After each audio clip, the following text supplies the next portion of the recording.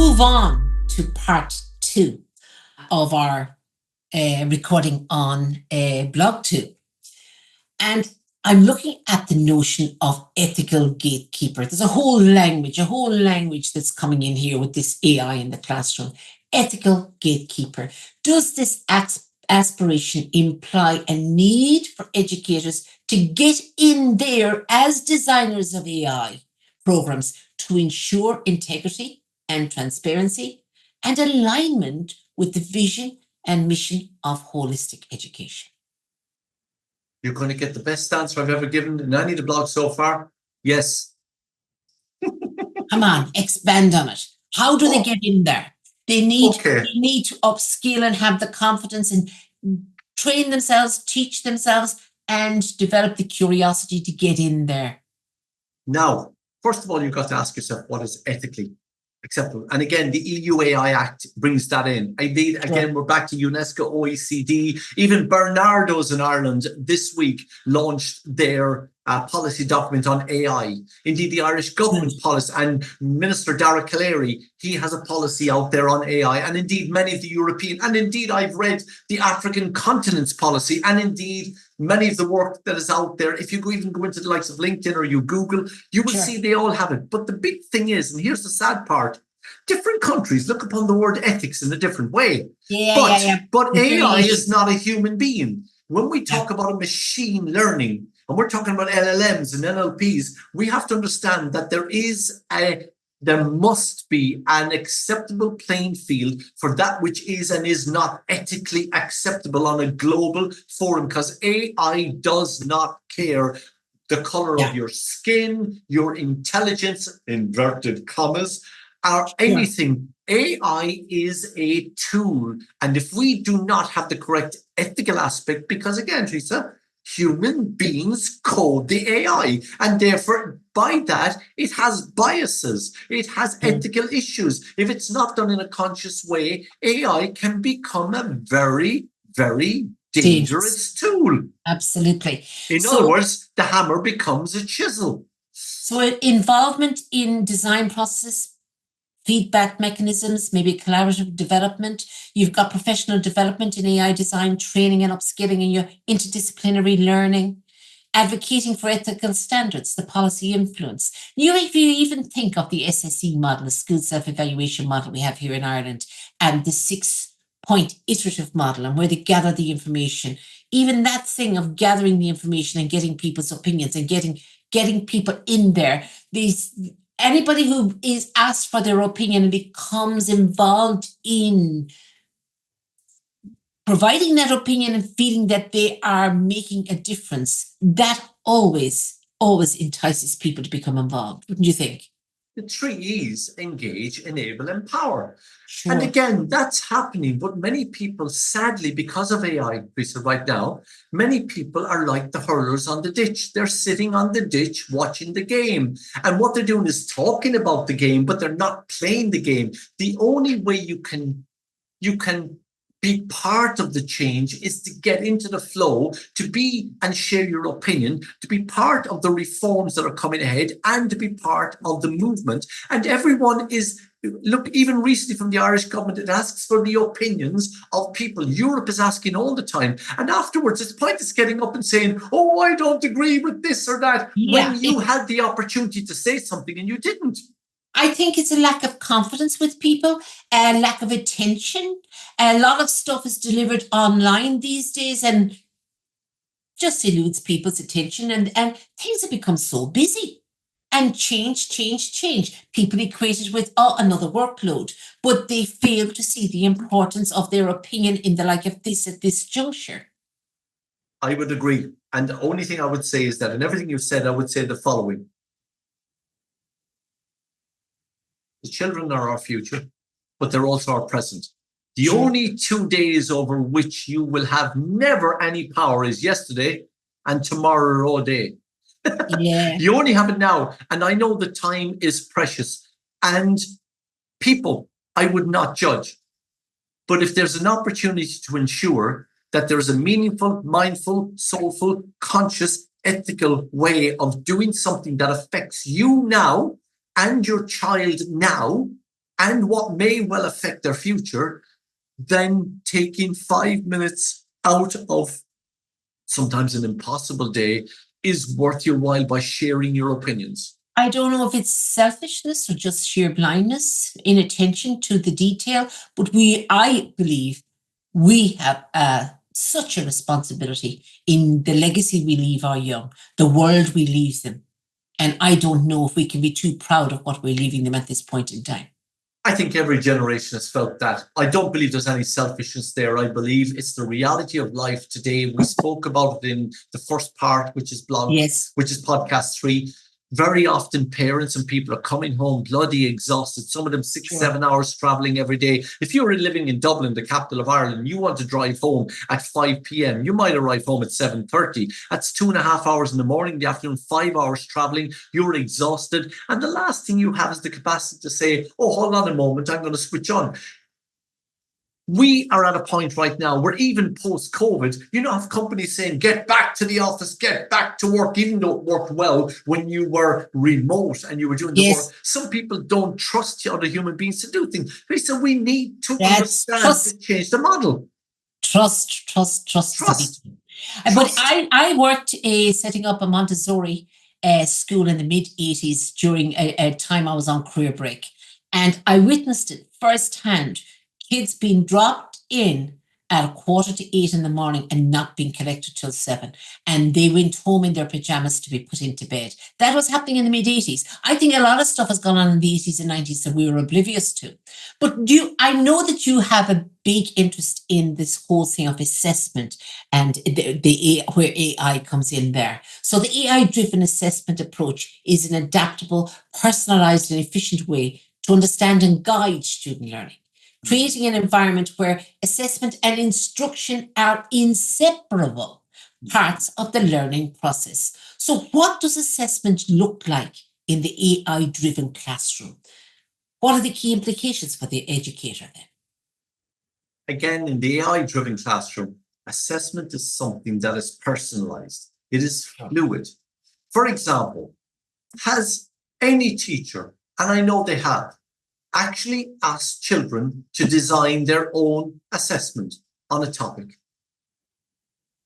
Now, this is back to your work and your word trust. If you ask children to design, again, I come back to the idea of the prompting I spoke about and the assessment. Some students will write down one question. Did I like it? Yes. I get 100%. You know what? If that's where the child is at, that's where the child is at. Then you educate to say, is that giving you credit, you personally, credit for what you've done? Other students will probably design an assessment that's so difficult they'll drive themselves around the bend. But in the AI-driven classroom, the AI-enhanced classroom, the capacity, like again behind me, AI for EDU, allows the study buddy and the teacher mate, the teacher and the student to work together so that they can construct again their own learning, design for learning in the universal design for learning classroom in whatever methodology they use or pedagogy, and allow them to design in such a way that they can actually feel an ownership of this. Because let's face it, we look upon assessment as a means of very often catching out. Who's the most, I'm going to use the word, intelligent? For God's sake, what do you mean the most intelligent? If you take, and I'm going to say this, if you take the story of Michael Jordan, basketball player, Michael Phelps, the swimmer, and you look at their lives, you will see that many times during their lives, Michael Jordan was told he was too small to play in a basketball team, duh. And Michael Phelps was told in his classroom, in his book, that he was of special needs and should be kept on a farm for the rest of his life. And look at the amount of Olympic gold medals that man has won, and so many others. Intelligence is not boiled down to 13 years at school with verbal vomit on a written paper that takes 2.5 hours. But for some it is. But for others, we must look at the multimodality, the multimodal media modality that the AI classroom can provide for assessment so that those who are differently abled, differently abled can engage with assessment. Very often that is designed for learning and can allow them to feel this self-esteem and not come out of schools as was the old way in Ireland many years ago, which was you come out of school feeling as if you were a failure, instead of coming out of school and say, well, my intelligence is, whether that is creativity. For example, many people in Ireland who might be listening to this in other countries might have studied art when they were in school. Sure. And people would go, sure, art is for those people who really shouldn't be doing this. But excuse me, the more intelligent do applied mathematics, physics, and honor mathematics. And then they might do chemistry, and they might do, well, actually they'll do physics. But they don't do biology, because biology was for girls in Ireland. And then home economics was just cooking. Look at home economics now and what it has become. We need to adapt and change, and we need to readapt and change. And we need to get out of this mindset. So AI Classroom allows that to happen. And again, the project behind me, AI for EDU, and the project Synapses and CPD are providing platforms through the European Union, which can be used as exemplars. And go to the websites, download the resources that are there. Even in Drumcondra Education Centre, we have astronomy awareness education and a teacher manual designed in Minecraft by the students to understand astronomy as a subject in primary school, so the children can see outside themselves. But there's so much going on. Teachers need to be aware of what's going on, and you need to spread the good news. You know, the implications for educators' learning pathway then, upskilling, huge. Shifting assessment roles, becoming the facilitator rather than the sage on the stage, and using a balanced approach. All of these are foundational to that shift in interpretation of what assessment should be. Shouldn't be. Of course, the student has as much right to design his or their assessment also, and the teacher to empower that. And why? Because very often the students are incredible human beings. They are. Let them design. And if they design rubbish, in your opinion, this is how they do it. And then educate them how to turn that into something that will actually give them the self-esteem to feel, okay, I did this, I designed that. And actually, I'm in this together with you. So actually, I am part of the co-construction of what, in other words, my new role in a world of AI. As you said, very often I may know more than you do, but I'm afraid to tell you because you think I'm plagiarizing, copying, doing something. And all I'm doing is using the tool to make life easier for me. Now, I didn't say better, easier. And there are people out there, come on. Like we said in the sweet shop, you let some of them into a sweet shop, they'll eat all the sweets they can and they'll gorge themselves and they'll get bloody diabetes. But that's the humanity, sadly, of very often people who are not educated to know consequences, responsibility. People say to me, I have a right. And I go, and you also have a responsibility. I have a responsibility and you also have a right. They go together. That takes me on to the next question. How can teachers and students become collaborators on the journey of nurturing active knowledge co-creators in the classroom? Active knowledge co-creators. How can they become collaborators? I would use the word proactive. And how can they become collaborators? I think that education, and again, where we're going right now, acknowledge that in your classroom, you're not the sage on the stage. Think of the village schoolmaster, the poem, how one small head could carry all it knew. No, it's not that way anymore. How it can happen is the teacher in the new roles we propose not only becomes the mediator, the facilitator, the encourager, the person who builds up, but the person who is also there to learn from others. And a collaboration, even though in the past we use the word collaborators as a bad thing, the reality is collaboration together is constructionism, where we design together for learning. And by collaborating with your students, I believe you are opening the door to a partnership that together, once again, Teresa, look at this. 4 little fingers and a thumb. If I strike a tree with them, I will break them all. But if I do it this way with training, just like Bruce Lee, I can break it. Yes, but I don't want to break the tree now because there is no planet B. But the reality is that is stronger than these. And that's what collaboration in the AI classroom can do. It So can bring people together. trust-based. It's trust-based. Yeah, Yes. building trust, But so the psychological stage of learning mastery then, what stages would the students need to achieve to optimize the personal learning dashboards, the metacognitive development towards learning, reflection activities, and personalized learning through customized learning plans? Well, So, you've used the word pathways. Pathways yes, and scaffolds are something that build upon one another. sure. You can't throw a child into, I've seen it in films, you throw a child into the water and say, swim.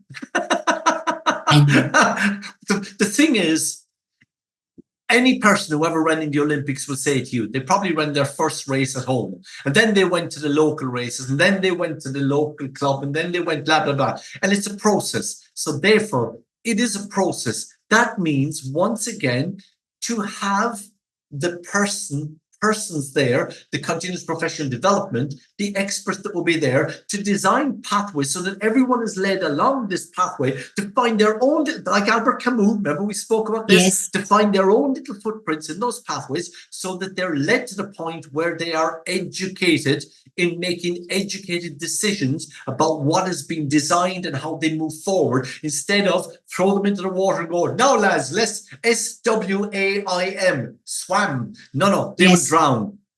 They will drown. It calls for a certain letting go on behalf of the traditional teacher mindset. Well, the roles that we've laid out in Blog 2 are very simple. It challenges everyone out there, students and teachers, and indeed anyone involved in any form of education, to basically say we've come to, once again, another turning point, another nexus point. And it is up to us now to embrace this, or sadly, we will still be in, remember what we talked about with Henry Ford. If people had their way, they would have faster horses, for which he named the engine power horse power as the bridge to go through. But it wasn't a question of having faster horses, but there are still horses around. It's a question of how can we bring people to understand. But, Teresa, cars kill people. I know. And if we don't do it right, AI can have massive negative effects. Yes, that's the crux of the whole thing. We need to do it right, but there is an awakening that has to take place, and there's got to be a willingness on behalf of those who are in the privileged role of being educators to just embrace it and to get in there and get active and get involved and to guide it. Who's going to be first? Who's going to be first? Mel Brooks' film, History of the World, Part 1. The Inquisition, the Inquisition. In other words, when you're the first to take the jump, you often fall upon your own blade. And people are there with blades. And then eventually, in 50 years' time, they go, oh, Teresa was a revolution. She was a future thinker. Yeah, but you were put to the sword because of something you would have come up with. You're never a prophet. You're never a prophet. You're not. But sometimes you have to go out and say the John the Baptist job. You have to make the way, lead the pathway to open the possibility. And I do believe, from a teaching perspective, that puts the onus back on the teacher education colleges. It puts the onus then on the education centres and on government to provide the opportunities, and also for parents and for students to understand that this is a hammer, but it can be also a nail. It can be also a soft feather. It can be a breath of fresh air. It can be diabetes, or it can be a way of love. But if we don't educate, then we're in trouble. And these roles that I've kind of proposed here in Blog 2 are ones which are saying this is what in 2005 we dared to dream. Now we dare to dream again, to say, hey, come on, let's have the debate. Because if we don't have the debate, then we're empowering everyone else to make decisions for us. And that's wrong. That's the downfall. But it's all to do with awareness. Awareness and openness and confidence to grasp the nettle.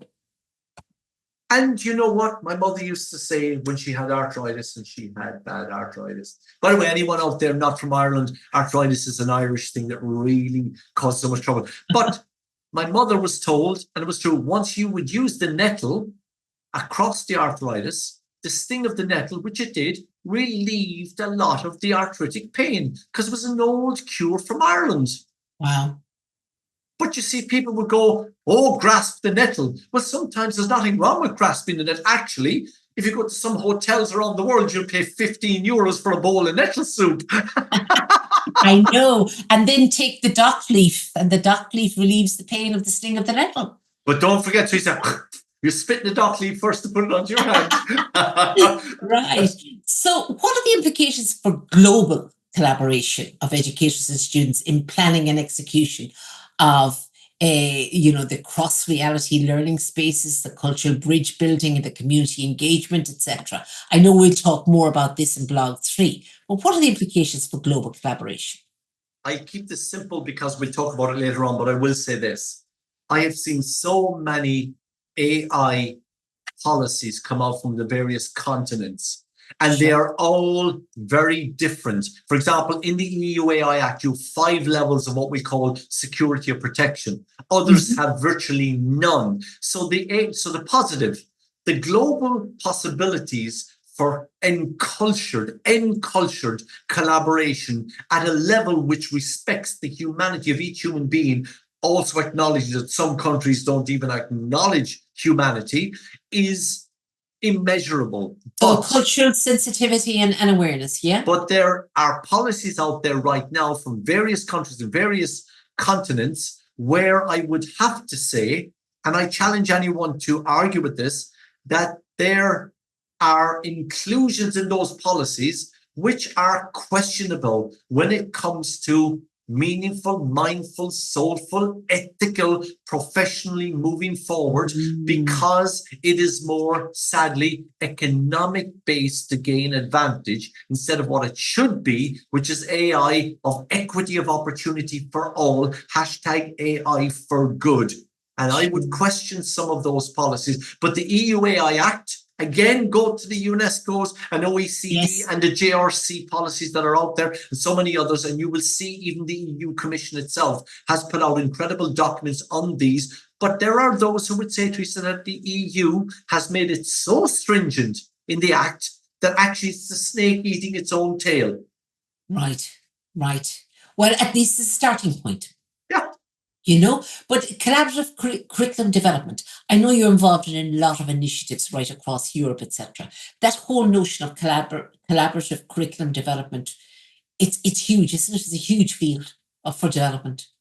It is, and it's funny because even on meetings this morning, people say, so do we have to translate that into our own language? And the idea lost in translation. Well, the one thing AI will do is if it's done properly, it doesn't lose in translation, because AI, again, in its right way, in the models, will do that correctly. But because you're trying it in so many different countries, particularly, again, I need to acknowledge Léargas in Ireland as the national agency for this, in providing the funding from Europe through so many different KA programs for mobilities, to travel, to teachers, to students. It allows us to see how the ball floats in one country and in another, and to compare and to be able to come up with a flow, a solution which is working. And that's the collaboration of what we call the big projects in Europe. And indeed, now Europe has allowed us to bring in third-party countries that would not be in Europe, but that would allow an enhancement. So you can go into various islands that would be in the past called colonial, and other countries like in South America or Central America or West Africa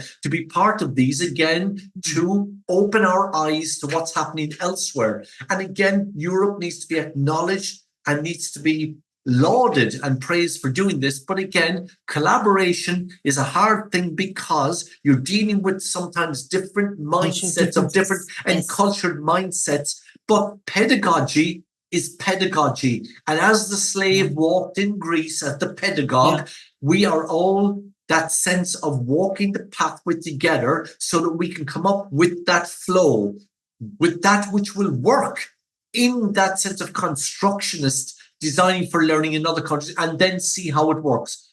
But so there's a space for the coming together of all of these initiatives under the Léargas umbrella. Is there a space for a broader coming together of it? under the Erasmus programs, yes, and in Ireland under the Léargas, and I would encourage all schools, all educators to contact Léargas and to look for the opportunities to be part of this and to go out there and be bold.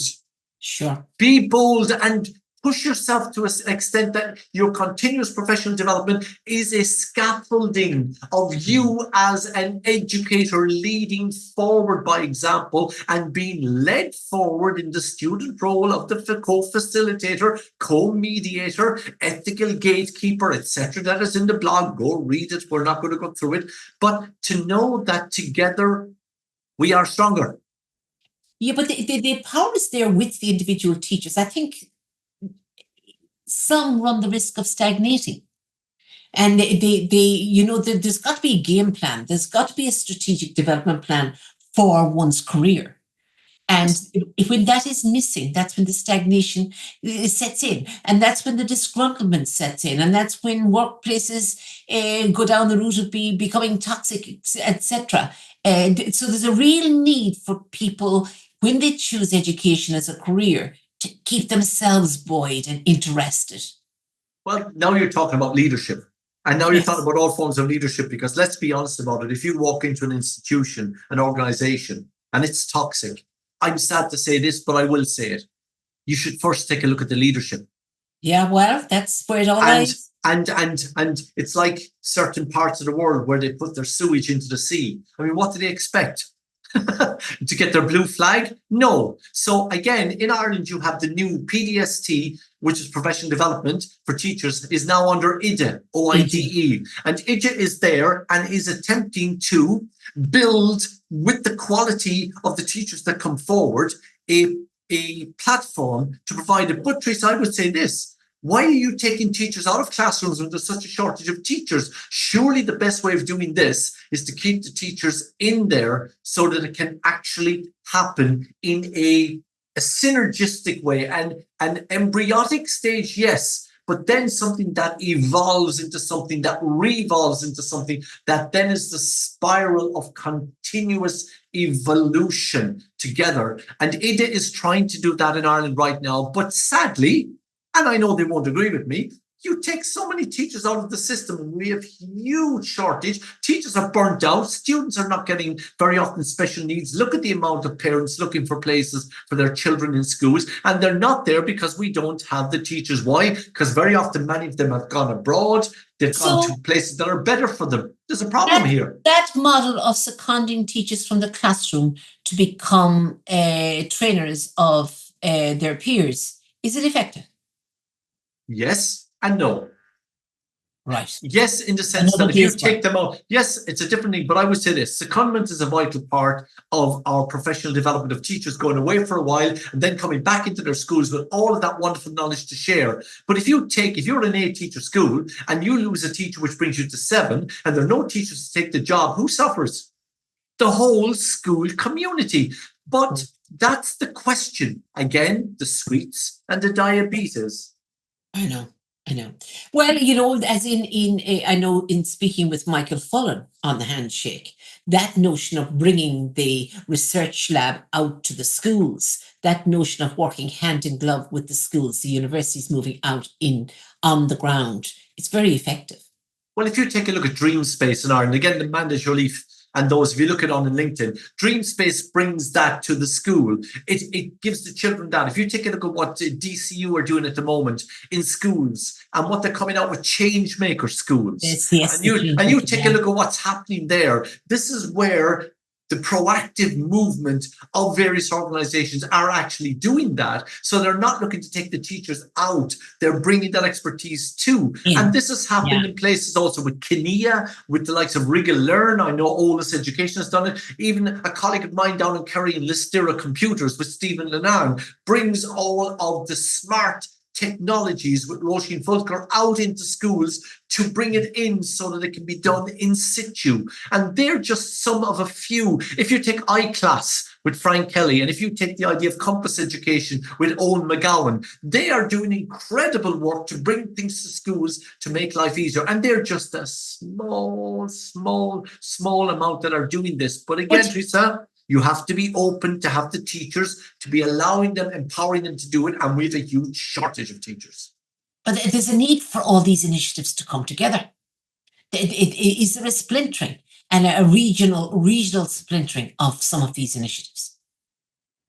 And look, I think Yes. from an education perspective in Ireland, we work on a national curriculum. So it is well organised from Egypt. It's well organised through the education centres. But I have colleagues all over Europe where this is not the case. And there's a huge splintering. So, for example, it might be a question of someone in a restaurant coming up and saying, good evening, sir, madam, would you like your drinks? Well, actually, we ordered it with the other person 5 minutes ago. It's a sense, oh, okay. And then you go back in 5 minutes later, well, can we get your main meal? Well, actually, we did it. Duplication. Yeah. Duplication. And that wastes a lot of time. We're fortunate in Ireland to have a system that is working very well, but at the same time has huge capacity for and huge potential to continue to evolve.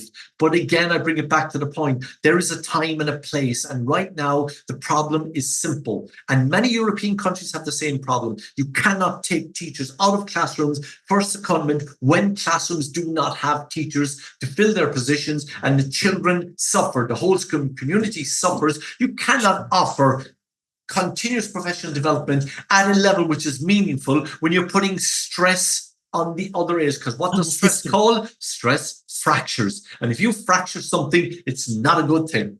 Yeah. We need good people in education and we need to retain the good people we have. We need good people everywhere. And that's what AI is doing, whether it's biopharma, whether it's into edtech, what it's like of Air Immersive at the moment, working with Meta and the Irish government. It's all a question of what we see around. It needs to be all working together. Again, so that society as a whole gets into that flow. Now, that's a bigger discussion altogether, because that needs to come from the top leadership of government. Now, I know this is a bit of a wild card. Over what time scale can such a transition from traditional to AI enhanced classroom education be achieved? I'm sorry to tell you, it's already there. Very often, but in reality, I would say coherent and effective. Coherent and effective. If you lay out a short-term, medium-term, and long-term plan, I believe that within a 3-month period, you can offer, as has been done with the new Irish curriculum in many areas, you can offer continuous professional development to all educators in all education centres, 3 to 6 months. In 6, and then from that sense of 3 to 6, if you talk about 6 to 12, then there's an implementation process in the schools. Then you bring it back, as has been done with all the new subjects. Then you come back for a reflection. And that reflection shows then the areas. I always call it a SCOT analysis. Strengths, challenges, opportunities and threats, not weaknesses. Once you look at that SCOT analysis, you then can build on that to go back in. So my opinion is that if you want to do any effective form of change, you need to look at least over a 24-month cycle, which includes visionary as well as practice reflective workshops, which includes continuous professional development at least over 3 times. So it would be 5 major engagements over 24 months. Infrastructure development, investment by the Department of Education. Listen to me, if you don't invest, you're dead. If you look at short term, maybe 1 to 2 years, medium term, 3 to 5. Well, again, 1 to 2, I think, will be the main part of building the foundation of the house. Then basically from that 2 to 4, maximum 5, you should see a significant change. And now I'm going to come to the real other elephant in the room, the inspectorate. Oh my God. The inspectorate needs also to understand and to be part of that process of change, because what are you inspecting? Even the word inspection. I mean, if I say it's so now, thank you, because once you hear the word inspection, you think, oh, wow, what do we have to do? Cover up. But by supportiveness, by being there, and the inspectorate, give them a lot of credit, have now become very much in a supportive role. But as is the case in all organizations, there are some who are slow to change, but it needs to be part of an overall umbrella perspective. Could you see the Irish system surviving without the inspectorate, like the Finns? Well, you see, the bottom line is if you trust people and you empower them, and it's back to the idea of knowing that they are the professional educators in there, and you trust the whole school community, then why do you need to inspect it? Yeah, but there's a lot of growing up needs to happen in Ireland. A lot of growing up needs to happen everywhere, but also there is a lot of growing up having happened in Ireland and has taken place. But again, you back to your word. We have to trust. And look, my mother used to say, there's always a bad apple. Give me any organization that doesn't have a bad apple. But the reality is the good apples are the ones also who can actually be there as a support for everyone who is struggling or finding it difficult. We need then to have the idea of the facility of wellness, well-being, connectivity. We need to be able to support our colleagues who are suffering and who are under pressure so that together we can be stronger. And this is why AI can allow us to take away a lot of the burden of tasks, even administration in schools. A lot of the administrative tasks can be cut down, I'm not joking, by minimum 90% to allow everyone to engage in a human, logical way with what they're doing every day. But a lot of people out there are not going to do it with that. Why? Because it's bad for you. Because it's like the idea, the first thought is sweet shop diabetes, instead of sweet shop could have a nice little sweet in there that I could actually have. And even if I'm not into sugar, then there are gluten-frees and there's sugar-frees and everything. We have to just open our minds to take a different perspective. Suil Ella, a different way of looking at it. We have invested a lot of time and a lot of energy and a lot of talk around health and well-being, particularly health and well-being of children, and maybe less directed towards health and well-being of our educators. I argue the personal, the professional, and the organizational are inextricably linked. And as an organizational psychologist from an education background, I believe that if teachers were upskilled in their own self-development or awakened to the importance of their own self-development, then the professional and the organizational see the overlaps. I believe that they're all linked together with trust. The glue is trust that holds it all together. That understanding, to my mind, is enough to lay the foundations for health and well-being of the educator in the workplace. But that is another project I'm involved in. Well, they're inextricably entwined, but let's just say it's enough to lay the foundation. But think about the human being. The human being is physical, psychological, and by any other name, spiritual. We are physical, psychological, and energetic. And some people will call that spiritual by any other name.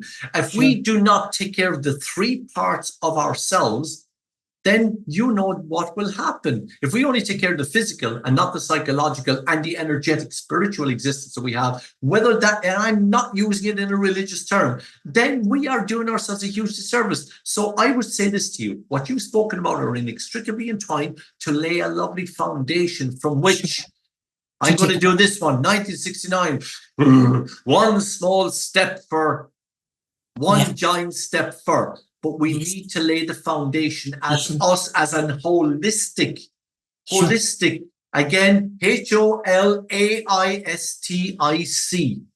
Yeah. So now maybe as a little segue into blog 3, I'll just ask you one final question. We've just got a few minutes left. What are the key cross-cultural and global competencies required of students as active knowledge co-creators?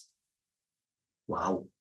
Again, you see, you've crossed over two different things there. You've asked me the competencies, which I would say to anyone read UNESCO's competencies, and then you've asked me the human. But I can say this.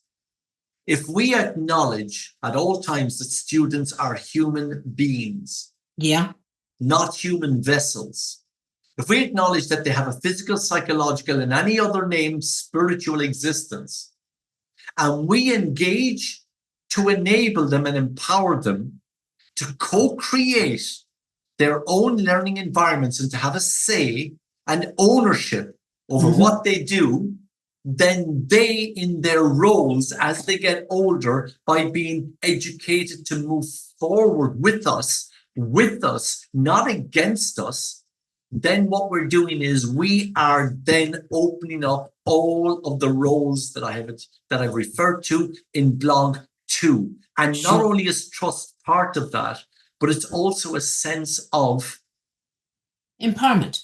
yes, very much. But we need to acknowledge and the Sure. students to be, I suppose, to be encouraged and empowered to acknowledge that they're not just vessels. The old picture, remember, of education where the head was open and someone was pouring in the jug.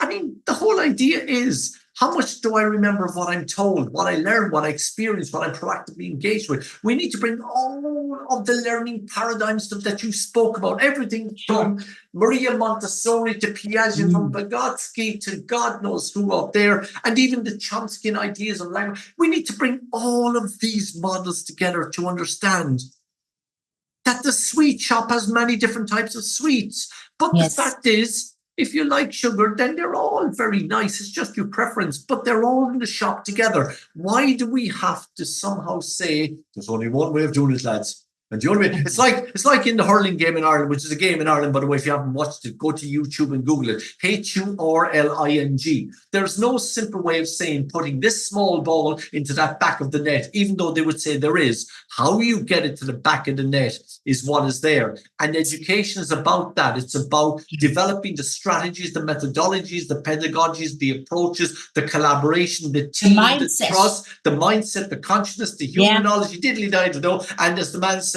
and do it everyone's way. Yes. But the mindset that runs right through our whole conversation, mindset formation, open-mindedness, global responsibility, and perspective taking. It's everything. Read blog 2. And then blog 3 is going to be a very interesting one when we go global on this one. And again, Teresa, I want to thank you. But today I think you've been very soft. You've been way too soft altogether. No. I thought you were going to beat the head off me. But you know what? I wanted to show the nice side of me. But beware, ladies and gentlemen, once Teresa gets into blog number 3, she is going to come out with all of these. She's going to be going the sense of, I'm here to make sure. But I will say this. Thank you so much. And everyone out there, please, go in and read the blogs, but be insightful, not just SIGHT, INCITE. Be insightful, create the debate, ask the question, and together we will then have this pathway of knowledge of education, and then we can create the future of now. I'm not saying a better future, because I can give you a scary part of AI singularity, but the new frontiers, Blog 2 of AI Singularity, Teacher and Student Roles, is worth the sense of reading it, in the sense that you may agree or disagree, but don't be quiet and say it's a lovely read. If you disagree, say so, because you are right. Why? Because we don't have any of the answers, but all we're trying to do is poke the fire. Sure. And as an organizational psychologist with 30 years experience as a principal of schools of varying sizes, I say to you, organizational psychology is where it's at. Organizational psychology, particularly from staff and leadership roles, it's where it's at. Start reading, start listening, start getting engaged with organizational psychology. And the elephant in the room. Look at the color of the elephant at the end of blog 2. Why is that elephant different from the elephant in blog 1? Why will the elephant in each blog be different? What the hell was Daithí thinking in putting the elephants in those colors relevant to the blog? I would love your creative response on that one, because that's what I'd love to hear. I read a beautiful article on AI on the Harvard Business Review, and they had given certain instructions to ChatGPT style OpenAI too, and it came up with the beautiful image of an elephant, but his ears were the wings of a butterfly. That was lovely. So I thought of you, Daithí. Anyway, thank you to everybody, and tune in for episode number 3. We have now decided we are going to take, because there's so much to talk about with each episode, we're going to divide it into 2. It'll be posted on a Monday and part 2 on a Thursday. So we'll go on to blog number 3 next week, and we'll have a Monday and a Thursday posting for just in the interest of, I suppose, whetting your appetite, keeping your attention, and getting you excited about moving on to listening to part 2 on a Thursday. Thank you very much, Daithí. And we say, Slán, auf Wiedersehen, bis bald, tschüss, das Badanya, das ciao, tutsiens, hey do, young yang ye, and all of those. Looking forward to seeing you again.